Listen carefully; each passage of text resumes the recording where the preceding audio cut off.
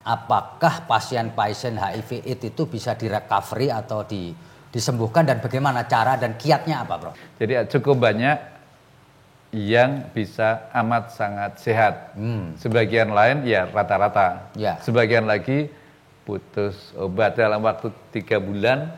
Jumlah virusnya yang tadinya 50.000, 100.000, ada yang 1 juta lebih, itu langsung menjadi amat sangat rendah, kurang dari 200 waktu itu istilahnya untuk tidak terdeteksi, artinya amat sangat rendah sehingga tidak lagi menular, tidak lagi sakit. Karena kalau putus obat kan AIDS itu bawa teman, jadi biasanya dia ada TBC, ada hepatitis B, ada penyakit yang lain ikutan. Nah, kalau dia putus obat HIV, ternyata kemarin ada juga yang putus obat TBC-nya, jadi ada kelainan paru, begitu kena COVID ya parunya sudah selesai ya? 1-2 tidak tertolong, meninggal. Dok, apakah orang-orang yang menjalani masa recovery, baik itu laki maupun perempuan dalam proses untuk penyembuhan itu, tidak boleh melakukan interaksi seks? 3 bulan paling lama, kan kau baru datang sekarang. 3 bulan paling lama 6 bulan, virusmu akan tidak terdeteksi. Setelah itu Anda tidak lagi, kalau bukan sekarang, tidak lagi menular ke calon istrimu, dan karena itu keturunanmu nanti juga tidak tertular. Jadi tunda dulu. Jadi tunda. Kan tunda sebentar, 3 bulan, 6 bulan kan. Nah itu jadi yang sekarang, silakan menikah ya, setelah viral load-nya minim sekali sehingga tidak menular. Oke, jadi silahkan melakukan hubungan seks atau menikah setelah pemeriksaannya dia turun sekali ya. Iya, turun sekali sehingga tidak lagi menular.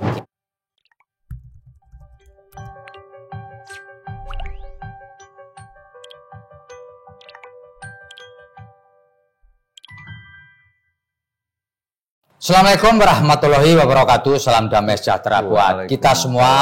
Om Swastiastu, Namo Buddhaya, dan salam kebajikan. Bertemu lagi dengan saya, Feby Mahendra Putra, Direktur Pemberitaan Tribun Network. Kali ini kita akan ngobrolin soal HIV/AIDS yang beberapa waktu lalu cukup menarik perhatian masyarakat karena dimunculin banyak mahasiswa di Kota Bandung, Jawa Barat terinfeksi HIV/AIDS. Dan sekarang saya telah bersama Profesor Dr. Zubairi Jurban, SPPD KHOM. Beliau adalah orang yang dikenal sebagai penemu kasus HIV/AIDS di Indonesia. Sekitar tahun 1986 nanti beliau akan cerita. Saya akan sapa Profesor Dr. Zubairi Jurban. Assalamualaikum, dokter. Waalaikumsalam warahmatullahi wabarakatuh. Terima kasih banyak. Apa kabar, Mas? Baik, Dok. Meluangkan waktu ini kita ngobrol, Dok.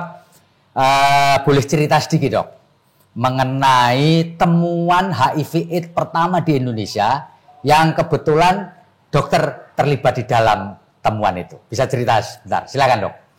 Iya, ini sejarahnya emang panjang. Back tahun saya lulus dokter tahun 71, kemudian tahun 82-83 mendapat tugas ke Prancis untuk belajar lebih jauh mengenai leukemia. Nah, untuk memeriksa leukemia yang ternyata ada macam-macam itu diperlukan tes melalui zat antibodi monoklonal untuk antara lain untuk memeriksa CD4. Waktu itu namanya si OKT4 itu ya. Nah, kemudian tahun 83 itu saya pertama kali di rumah sakitnya itu namanya rumah sakit Paul Brousse di Villejuif sebelah selatan Paris itu ada kasus-kasus pertama HIV/AIDS. Ya. Waktu itu virusnya belum ketahuan, jadi tahunya hanya pokoknya orangnya kekebalan turun, kemudian lama-lama memburuk meninggal saja. Kemudian kekebalannya dropnya itu dideteksinya dengan CD4 atau CD4. Nah, padahal penyebab CD4 turun banyak banget. Menjelang pulang saya telepon bos. Ini kalau aku pulang banyak gunanya kalau aku bawa reagensia untuk bisa meneruskan pemeriksaan untuk leukemia maupun untuk penyakit yang baru itu.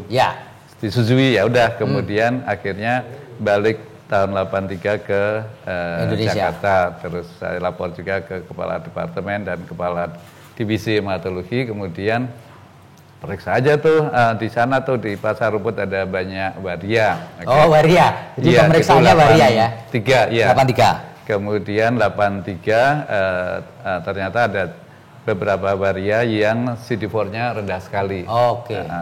Tetapi kita sekarang tahu bahwa CD4 rendah belum tentu AIDS, masih banyak penyebab lain. Cuman beberapa tahun kemudian waktu saya tanya pada lingkungan, ternyata beberapa orang sudah meninggal. Oh.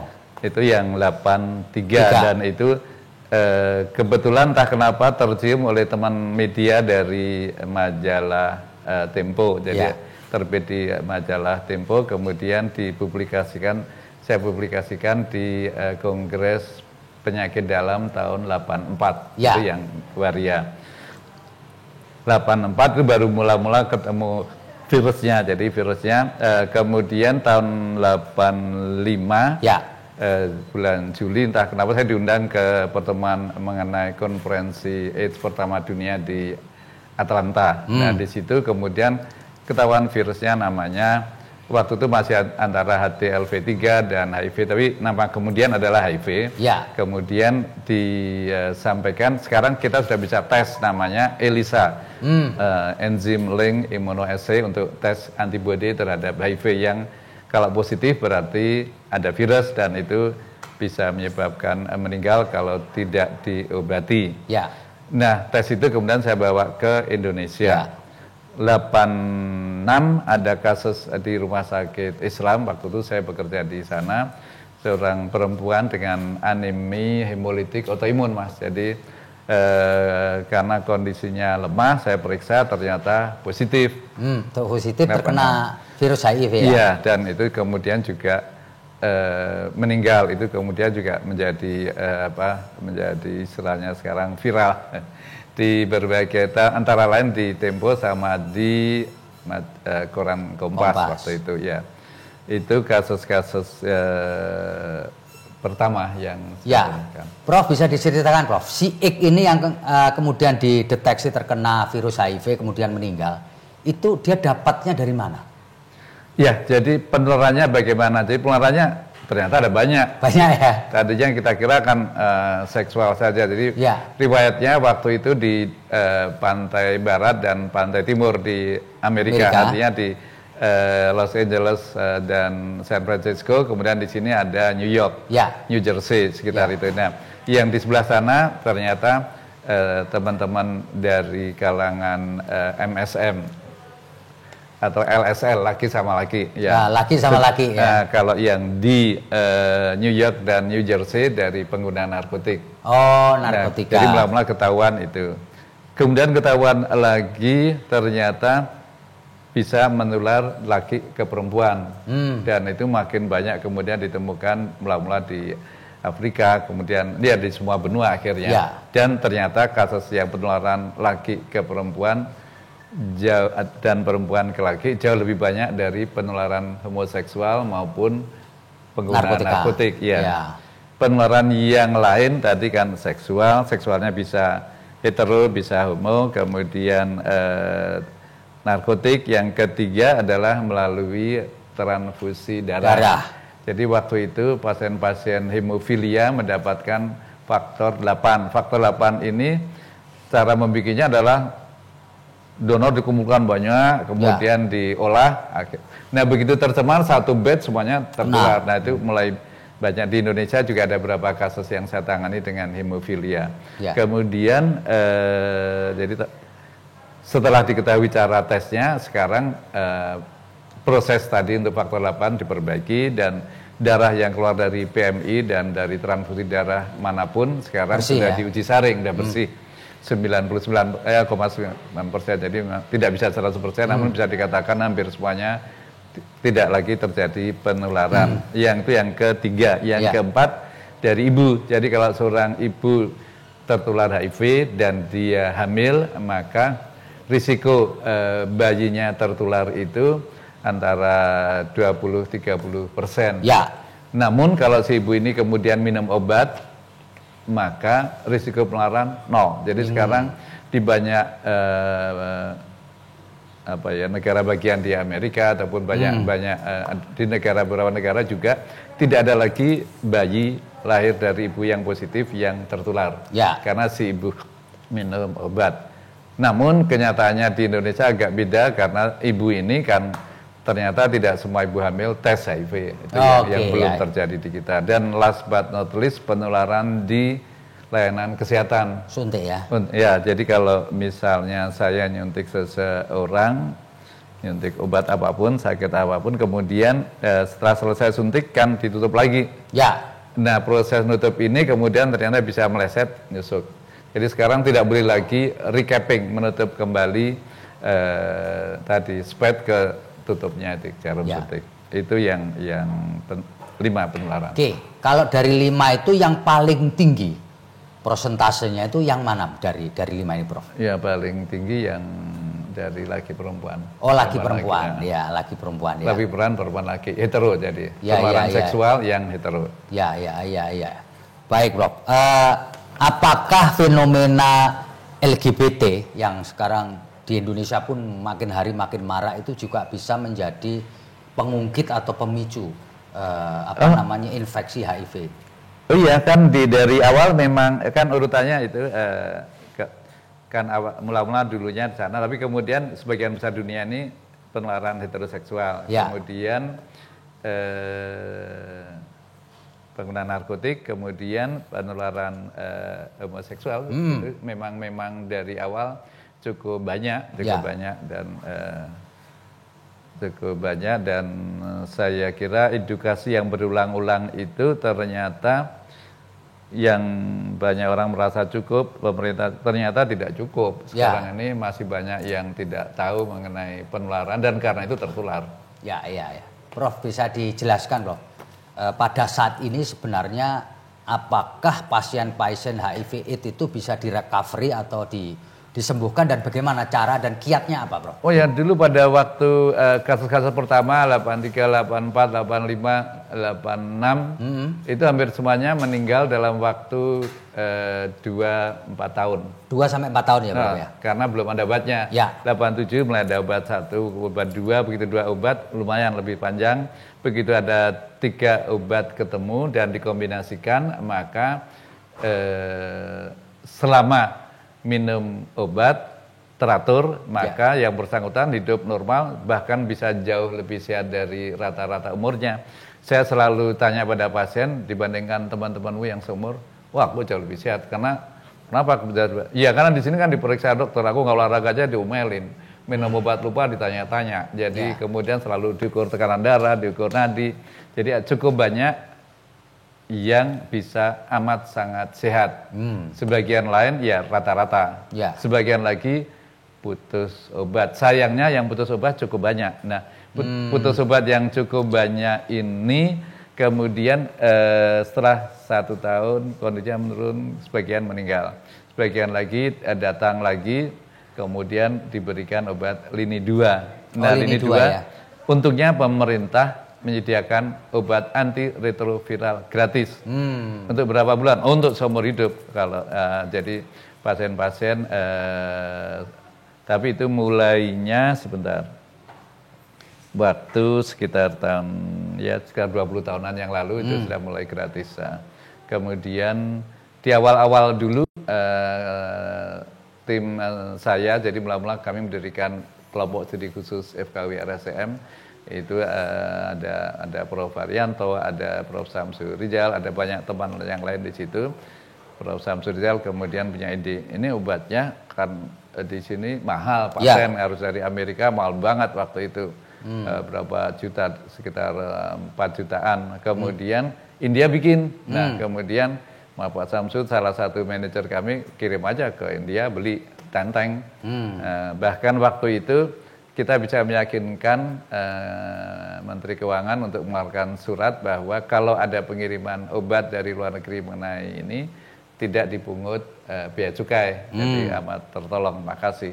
Nah, pada berikutnya kan waktu itu sampai di Cipto, kemudian kita distribusi, jadi sempat kita distribusi ke banyak tempat termasuk ke Papua. Papua yang dari sini. Nah, pada akhirnya pemerintah memahami, diambil alih Kemudian akhirnya diambil alih dan digratiskan.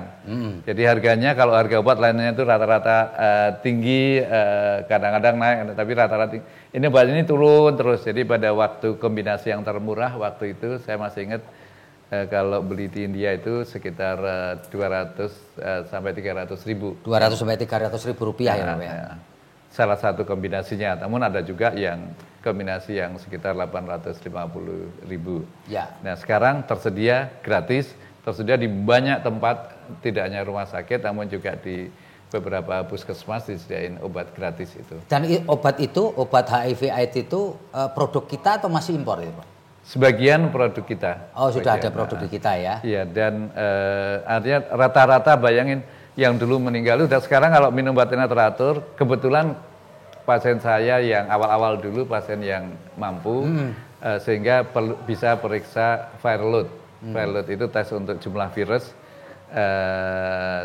metodenya PCR mirip-mirip PCR yang COVID ini. Nah itu mahal, namun rata-rata yang mampu itu dalam waktu 3 bulan jumlah virusnya yang tadinya 50 ribu, 100 ribu, ada yang 1 juta lebih, itu langsung menjadi amat sangat rendah, kurang dari 200 waktu itu istilahnya untuk tidak terdeteksi, artinya amat sangat rendah sehingga tidak lagi menular, tidak lagi sakit.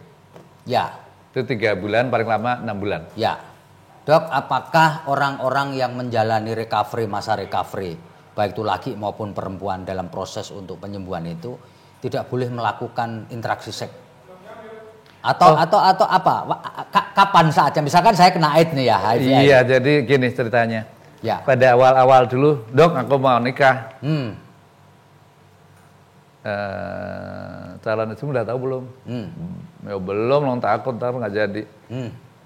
Nikah boleh, tetapi harus kasih tahu karena konsekuensinya istri bisa tertular. Pada waktu obat masih ada 1-2, artinya belum semuanya bisa teratasi. Ya. Jadi ada risiko penularan cukup besar. Jadi menikah kan hak setiap orang, saya kira hak asasi. Jadi tentu kalau dua-duanya mau dan calon istri paham bahwa dia bisa tertular, bisa meninggal setelah menikah, ya itu hak mereka. Jadi waktu itu begitu. Namun kemudian pada kalau sekarang lain lagi. Dok mau menikah, enak aja. Tar dulu, saya bilang gitu. Hah? Kok nggak boleh? Kan hak saya. 3 bulan paling lama, kan kau baru datang sekarang. 3 bulan paling lama 6 bulan, virusmu akan tidak terdeteksi. Setelah itu Anda tidak lagi, kalau bukan sekarang tidak lagi menular ke calon istrimu, dan karena itu keturunanmu nanti juga tidak tertular. Jadi tunda dulu. Jadi tunda kan sebentar, 3 bulan 6 bulan kan. Nah itu jadi yang sekarang, silakan menikah setelah viral load-nya minim sekali sehingga tidak menular. Oke, jadi silahkan melakukan hubungan seks atau menikah setelah pemeriksaannya dia turun sekali ya. Iya, turun sekali sehingga tidak lagi menular. Oke. Dok, kalau boleh saya tahu dari pengamatan dokter selama ini, bagaimana perkembangan penyebaran HIV/AIDS di Indonesia, terutama di Papua, di kota-kota besar itu? Iya,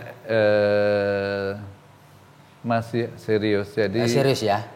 Kan estimasi kita Indonesia itu sekitar 560 ribuan kasusnya. 560 ribu. Nah ini kan tadi kalau 560 ribu ini semuanya ditemukan, diobati, dan semuanya tidak putus obat, selesai dunia HIV/AIDS di Indonesia. Demikian pula di negara lain. Tapi masalahnya tidak sesederhana itu ya? Iya, masalahnya yang minum obat juga tidak kontinu. Belum ada separuh, belum ada 50%. Ya.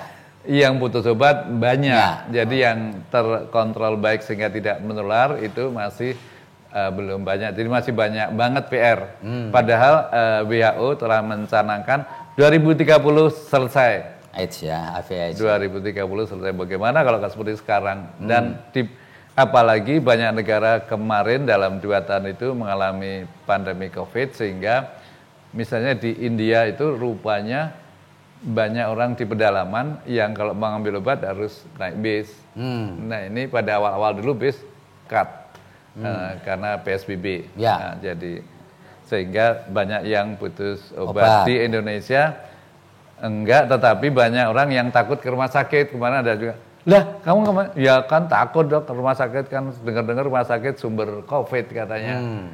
Ya itu nggak benar, pertama bukan sumber COVID dan bisa dilindungi, tapi kenyataannya orang namanya takut sehingga lumayan yang putus obat. Jadi PR kita semua sekarang, jadi ada juga manfaatnya blessing in disguise juga bahwa topik ini muncul lagi karena sebetulnya masalah yang berat, yang bisa diatasi, yang mampu diatasi, namun kenyataan di lapangan belum terjadi. Ya. Dan kalau gitu bisa disimpulkan sebenarnya penyebab atau pengungkit kuat itu adalah satu, orang tidak memeriksakan diri. Ya. Kedua, kalau dia sudah terkena, dia tidak teratur minum obat atau berhenti di tengah jalan. Benar.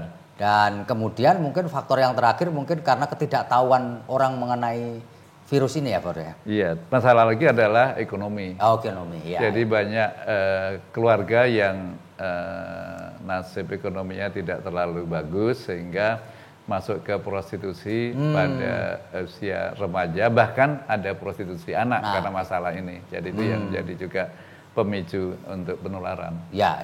Dok, setelah kemudian ini isu HIV/AIDS ini muncul lagi, ada seorang pejabat yang mengusulkan untuk mengatasi HIV/AIDS ini ya biarkan seorang suami untuk kawin lagi atau berpoligami. Menurut Profesor ini saran ini reasonable nggak? Iya, jadi supaya dia nggak jajan ini gitu. Dipicu oleh mahasiswa. Ya. Mahasiswa untuk nikah, syarat nikah itu kan tidak hanya hubungan seksual, harus suami harus memberi nafkah. Ya. Mahasiswa belum punya duit. Ya, jadi agak sulit untuk diterapkan di situ nikah pun ya. Apalagi untuk poligami. Tapi benar bahwa ya ini kalau dilihat dari sisi Islam bahwa ada hadis Nabi yang bilang bahwa menikah menghindari dari perzinaan memudahkan penularan HIV, itu memang benar. Namun untuk yang tadi kurang cocok untuk mahasiswa karena juga jelas kewajibannya wajib, tidak bisa nafkahi, nggak boleh nikah. Kemudian mengenai poligami ada beberapa kendala di situ. Kendala pertama dari sisi dari sisi agama dulu, dari sisi Islam itu pertama harus adil. Ya, harus adil. Susah adil kita nih. Harusnya adil. Kemudian yang kedua harus bisa menafkahi tadi lahir batin, itu juga perlu biaya tidak sedikit. Kemudian bisa menjamin bahwa keluarganya terlindung dari, nah ini 3 syarat dari sisi agama, belum dari sisi hukum Indonesia. Ada undang-undang perkawinan. Pada prinsipnya sih boleh, tapi syaratnya juga tidak mudah. Diketatin pertama harus izin istri. Mana ada istri yang mau. Tetapi izin istri pada akhirnya ternyata ada beberapa yang bisa, walaupun rasanya dari kita enggak. Kemudian yang kedua harus izin pengadilan.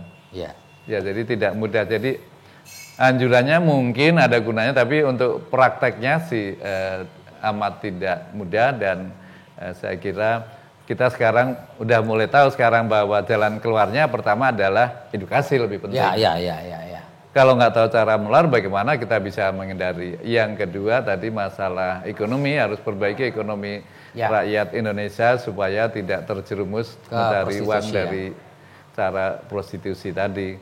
Kemudian edukasi mengenai no drug. Jadi mengenai jangan sekali-sekali coba pakai narkotik. Nah, begitu coba biasanya menjadi berat banget, dan ini terkait juga dengan kriminal. Kemudian tadi yang untuk semua ibu hamil tes HIV supaya kalau positif diobati. Begitu ibu hamil diobati, maka menjelang melahirkan dia virusnya sudah minimal. Jadi waktu proses penularan terjadi itu pada proses melahirkan, sehingga tidak lagi tertular. Itu sudah terbuktikan di banyak negara, juga di Indonesia untuk ibu-ibu hamil yang minum obat. Jadi pasien-pasien kami yang ibu hamil yang minum obat, bayinya tidak ada yang tertular. Kemudian dari transfusi darah, uji saring yang baik dan benar dengan reagensia yang lebih sensitif, lebih spesifik gitu. Prof. Zubairi, apakah betul orang yang dalam masa recovery HIV/AIDS ini mudah terserang cacar monyet dan COVID-19? Oh, nggak benar, ya? sama sekali tidak benar. Jadi yang paling banyak yang terbukti amat sangat jelas adalah ternyata pasien-pasien HIV/AIDS yang terkena COVID-19 itu ringan banget semuanya, yang minum obat teratur. Oh, yang minum obat teratur justru gejalanya ringan banget ya? Tapi ada 1-2 pasien yang putus obat, karena kalau putus obat kan AIDS itu bawa teman. Jadi biasanya dia ada TBC, ada hepatitis B, ada penyakit yang lain ikutan. Nah, kalau dia putus obat HIV, ternyata kemarin ada juga yang putus obat TBC-nya. Jadi ada kelainan paru, begitu kena COVID ya parunya sudah selesai ya? 1-2 tidak tertolong, meninggal. Namun pasien AIDS yang terkontrol baik, yang virusnya tidak terdeteksi yang minimal banget, hampir semuanya cukup isolasi mandiri di rumah. Ya. Jadi itu satu. Yang kedua mengenai cacar monyet. Cacar monyet memang penularannya ada yang disampaikan bisa droplet, bisa kalau kita singgungan kulit. Namun kenyataan di lapangan lebih dari 95% ditemukannya yang 2022 ya. Kalau yang di Afrika lain lagi itu ternyata penularan sebagian besar melalui LSL laki sama laki. Walaupun ketemu juga ada beberapa amat sangat sedikit itu yang dokter, yang perempuan dan yang anak. Namun kasusnya amat sangat sedikit. Nggak ada 10%, jauh di bawah itu. Itu ya dok ya. Jadi sebagian besar memang LSL. Karena itu kalau SLL dengan HIV terkontrol, iya sama juga dengan orang lain, jadi nggak masalah. Namun hubungan kalau melakukan hubungan homoseksual, memang kalau ada sumbernya, ya bisa tertular. Untungnya masih selalu untung cacar monyet angka kematiannya amat sangat rendah banget dibanding COVID, jauh lebih rendah, kurang dari 1%. Jauh. Prof. Zubairi, selama menangani pasien-pasien HIV/AIDS itu, Anda nggak dokter mengalami satu pengalaman yang tidak pernah terlupakan gitu ketika nangani, ada yang sesuatu yang spesial gitu ketika nangani pasien-pasien yang tertular HIV/AIDS ini? Pernah nggak dok? Oh iya, ada banyak yang menyedihkan dulu. Ya, yang menyedihkan dulu. Ada satu keluarga punya anak, yang laki-laki tiga-tiganya terinfeksi, ya tiga-tiganya ya. Karena abangnya pakai narkotik, ternyata adik-adiknya ikutan. Itu yang amat menyedihkan. Kemudian yang sekarang saya masih follow up, ada seorang, bayangin seorang ibu mau melahirkan, jadi dia ke bidan, kemudian begitu lahir ibunya kabur, hilang. Kemudian bidan ini dihubungi orang untuk mengangkat anak. Ya, kemudian setelah diganti biaya pemeliharaan dan melahirkan, kan si ibu lari nggak bayar. Seingat saya nggak terlalu banyak, sekitar 10 juta rupiah waktu itu. Nah, kemudian oleh si ibu ini kemudian dibawa ke Singapura. Nah, di Singapura semua warga negaranya semuanya harus tes, dites positif bayi ini. Nah, kemudian nggak diterima, nggak boleh menjadi warga negara Singapura, kirim ke Indonesia. Di sini nggak ada yang mau terima.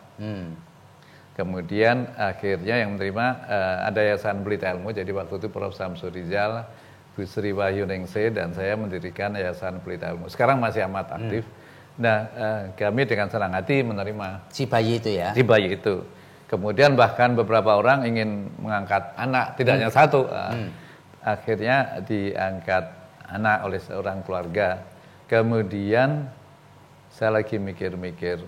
Jadi kalau seorang ibu positif, itu dalam darahnya ada virus, ada antibodi.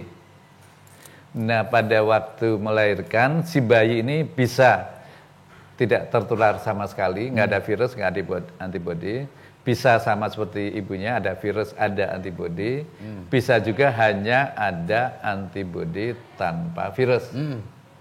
Saya pikir-pikir, orang Singapura juga nyalain kita, jangan-jangan Singapura juga keliru. Tak periksa deh. Ternyata negatif. Anak ini? Anak ini. Oh, jadi negatif ya? Jadi bayangin seorang bayi yang dilempar kayak radio rusak, dibawa ke Singapura, kemudian return to sender, kemudian nggak ada yang mau terima di sini, dari siapapun nggak mau terima, mau kepolisian nggak terima, Depsos nggak mau, kemudian dikirim ke Pelita Ilmu, ternyata dibesarkan dengan kasih sayang, dan keluarga itu saya salut juga, keluarga yang saya kenal ini. Sekarang anaknya sudah SMA, setingkat SMA. Oh, SMA ya dok ya? Iya. Dan sehat ya? Sehat banget, bukan negatif, itu yang negatif. Terus sekarang satu lagi yang positif. Juga ya, ada, sebelum yang ini Yayasan Pelita Ilmu kami mula-mula mendirikannya di Tebet, kemudian satu saat pada waktu mau memulai, sebetulnya di lingkungan itu tahu ini akan ada didirikan sebuah yayasan untuk AIDS. Ya. Pada takut semua, mereka ngumpulin tanda tangan. Takut ya? Wah, takut ketularan gitu ya? Pokoknya keberatan. Nah. Untungnya Indonesia itu sering berwacana namun tidak mengerjakan. Jadi kumpulan itu tidak disampaikan, tidak dibuka. Jadi kami terus berdiri. Nah, ini juga terjadi juga di Kerawang. Jadi ada seorang ibu hamil. Ya. Dia dari Pulau Batam, kemudian ketahuan dia HIV, dia mau pulang ke Kerawang. Nah, ini orang-orang sekitarnya dekat Kerawang itu pokoknya kalau sini harus dihukum mati. Kan nanti ngeluarin kita semua gimana? Oh iya. Nah, terus tapi sampai wacana. Oh, sampai wacana nggak jadi dihukum mati juga ya.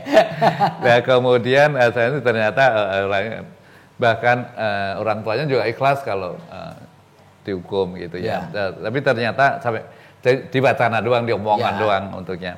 Kemudian ternyata hamil makin besar, mau melahirkan, pokoknya tidak boleh melahirkan di sini. Itu beneran, pokoknya nggak boleh. Nah, kemudian ke Pelita Ilmu, kemudian kami bantu melahirkan di Cipto. Itu pas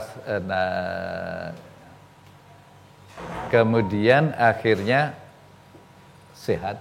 Oh, ternyata bayinya juga sehat. Ya ada HIV-nya tapi sehat. Oh, bisa di recovery ya, bisa diobati. Termasuk ibunya, termasuk ibunya. Jadi ibunya termasuk ibunya. Jadi pada waktu itu nggak ada yang mau mendekat. Kemudian setelah itu isunya lain lagi, gosipnya semua orang otomatis radius 50 meter akan tertular. Oh, gitu ya. Jadi radius 50 meskipun tidak bersentuhan fisik ketularan gitu ya. Kemudian kan kami dari tamu ya kebetulan ada ngumpulin uang antar kita sedikit-sedikit. Pas sana ada banjir, kita kirim beras, kita ada banyak buku-buku nggak kepakai, kita bikin perpustakaan sederhana. Nah, kemudian kita bantu untuk susu, untuk apa, untuk bayinya, kita masuk ke rumahnya. Jadi lama-lama sekitar tetangga mulai berpikir, ini kayaknya orang YP ini, Yayasan Pelita Ilmu, orangnya baik-baik, kok berani ya, kali nggak apa-apa kalinya. Tapi perlu waktu setahun. Setelah setahun baru tetangga berani masuk rumah dan ikut gendong bayi. Nah, jadi artinya perilaku yang keliru bisa diubah, walaupun kadang-kadang perlu waktu lama. Jadi ternyata masih banyak ya Prof, anggapan-anggapan keliru di masyarakat mengenai orang-orang yang terinfeksi HIV AIDS ya. Iya kan. Jadi ini yang harus pelan-pelan kemudian diluruskan gitu ya Prof. Diluruskan, iya. Dan itu kuncinya memang public opinion makers. Jadi public opinion siapa? Iya. Pertama adalah yang para dokter, kemudian ulama, kemudian guru, kemudian kalau sekarang tambah lagi influencer gitu ya. Influencer betul. Dan media. Pada waktu itu kita mulai jadi bikin pelatihan. Kemudian kita baru tahu bahwa kalau anak-anak SMA atau mahasiswa itu mana mau dengar dari mbah-mbah kayak saya gitu ya. Nggak nyambung bahasanya katanya. Iya betul. Jadi kita bikin pelatihan peer group sebaya. Ya, peer group. Jadi anak-anak OSIS kita latih, kemudian dia memberikan penyuluhan mengenai HIV/AIDS ke teman sebayanya. Itu bisa diterima. Untuk anak-anak yang di antara lain di mall. Ya.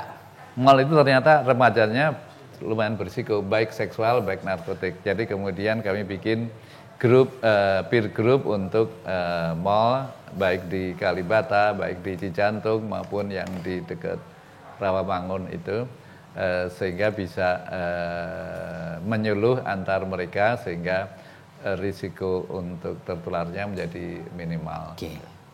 Baik, Prof. Zubairi. Kami berharap Profesor Zubairi memberikan closing statement ya untuk terkait dengan kepada masyarakat, terutama bagaimana menyikapi soal HIV/AIDS ini. Silakan, Prof. Oke, terima kasih. Jadi yang pertama yang paling penting adalah HIV/AIDS kita bisa cegah penularannya. Sekali lagi, kita bisa mencegah penularan. Dulu istilahnya ABC, hanya abstinensi. Kalau nggak ada abstinensi tidak hubungan seks, kita nggak bisa tertular melalui hubungan seks. Yang kedua, be faithful, setia pada pasangan, baik monogami, baik poligami, baik siapapun. Kalau setia pada pasangan, setia pada pasangan, maka tidak akan terjadi penularan seksual. Yang B-nya tadi be faithful, setia. Yang C-nya adalah kondom, adalah untuk siapapun yang tidak tahan untuk dan hubungan seksual dan berisiko. Maka yang D adalah say no to drug. Jangan sekali-sekali pakai narkotik. Jadi untuk kita semua, kita perlu tahu cara penularan supaya bisa mencegah. Dan perlu juga komunikasi di keluarga. Jadi kadang-kadang pada waktu saya dulu pelatihan kan memakai slide, kemudian pas saya ngomong sendiri, anak saya yang kecil, Pak, homoseks apa sih? Nah, dan itu mereka perlu tahu dari kecil rupanya. Dan apa sih hubungan seksual, apakah sih?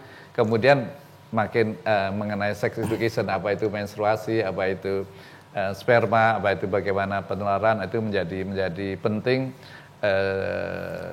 Edukasi mengenai seksual sesuai dengan usia dan dengan cara yang benar.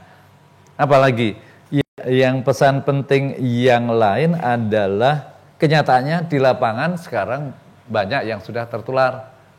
Apakah mendingan kita isolasi dulu? Taruh di pulaunya enggak? Pasti tidaklah. Jadi ya, stigma itu harus kita hindari. Jadi justru orang itu perlu kita bantu. Bayangkan orang udah sakit, ada panas, badan kurus, sariawan, tambah TBC, ada hepatitis B, ada macam-macam, ada kadang-kadang ada sarkoma kapusi, terus kita kucilkan yang benar. Jadi kita harus dukung, karena kalau kita dekat, kita salaman, jabat tangan, batuk pilek bersin, tidak menularkan HIV/AIDS. Itu penting banget, jadi beda dari COVID. Ya. Jadi kita harus dukung, kita harus temani, dan itu amat sangat membantu pemulihan. Dan kemudian pesan yang lain, bisa diobati, bisa terkontrol baik, bisa hidup lebih dari, yang sekarang kan tadi saya sampaikan lebih dari 28 tahun masih tetap sehat, seger, produktif, bahkan yang 1-2 orang ini bisa dikatakan tajir karena memang bekerja dengan amat baik dan posisinya juga lumayan. Jadi sekali lagi untuk ODA, orang dengan HIV/AIDS, itu perlu kita temani. Kenapa namanya ODA, bukan penderita, bukan korban? Karena kita mau memanusiakan orang dengan HIV/AIDS, people living with HIV/AIDS. Jadi itu bukan penderita, bukan, tapi adalah orang dengan. Jadi artinya orang dengan, maksudnya dia mempunyai emosi, dia punya pendidikan, dia punya cita-cita, dan dia juga ingin hidup sehat seperti kita, ingin produktif, ingin menghasilkan. Jadi itu kita perlu dukung, kita perlu temani. Dan iya, terima kasih pada Tribun Network ya untuk kesempatan kali ini, karena ngomong seperti ini saya harapkan bisa banyak orang lebih tahu sehingga terhindar tertular. Dan kalau ada temannya atau keluarganya yang tertular, segera ke dokter, bisa diobati, obatnya gratis sampai kapanpun disediakan gratis oleh pemerintah. Terima kasih, salam sehat semangat. Ya, dan yang terakhir, apapun sakit kita tetap harus hidup sehat. Hidup sehat itu cuma tipnya hanya sayur 3 kali sehari, nggak gampang tuh. Buah 3 kali sehari juga tidak gampang, tapi minimal harus usaha supaya tetap sehat dan olahraga 150 menit seminggu. Stop rokok, stop alkohol. Ya, itu yang menjadi utama untuk kita hidup sehat. Anda sakit apapun atau Anda sehat sekalipun, tetap 5 itu menjadi penting sekali. Salam sehat semangat. Baik, terima kasih Profesor Dr. Zubairi Jurban. Koreksi, maaf. Aku bukan dokter, jadi Profesor Dr. Zubairi Jurban, KUM Finasim. Oke, terima kasih Profesor Dr. Zubairi Jurban atas pengetahuan yang luar biasa, dan moga-moga ini bermanfaat buat kita semua untuk selalu dapat hidup sehat. Saya Febi Mahendra Putra, pamit undur diri. Assalamualaikum warahmatullahi wabarakatuh. Salam damai sejahtera buat kita semua. Salam, Om Santi Santi Om, Namo Buddhaya dan salam kebajikan, dan jangan lupa tetap bahagia.